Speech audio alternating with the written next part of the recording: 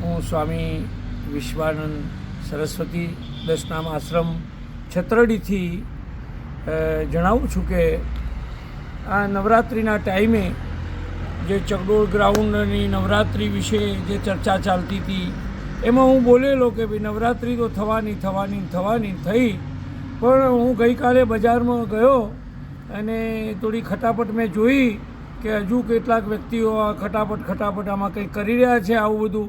પણ સનાતન સંસ્કૃતિના હિન્દુ ધર્મના જે તહેવારો છે, સમાજના ઉત્થાન માટે છે, સંસ્કારો માટે છે, પ્રેમ માટે છે, સમર્પણ માટે છે, એ તહેવારો તો થવાના. પણ હજુ હું તમને હાથ જોડીને વિનંતી કરું છું કે ચેતી જાઓ ભાઈ, નહીંતર અનહોની થશે, ન થવાનું થશે અને મુશ્કેલીમાં મુકાઈ જશો. એક સાધુ તરીકે મારી ભાવના છે કે સમાજનું હિત રહે, પણ પછી ન માને તો પછી એમને મુશ્કેલી આવશે એવું મને દેખાય છે. એક મારા મનોબળથી હું નક્કી કરું છું. માટે સૌને પ્રાર્થના કે શાંતિથી બેસીને આવા કાર્યક્રમો થવા દો, કોઈ વિઘ્નો ના નાખો, કોઈ હાડકા ના નાખો હવનમાં, તો મજા આવશે. અમારે સાધુની બીજી શું ઈચ્છા હોય?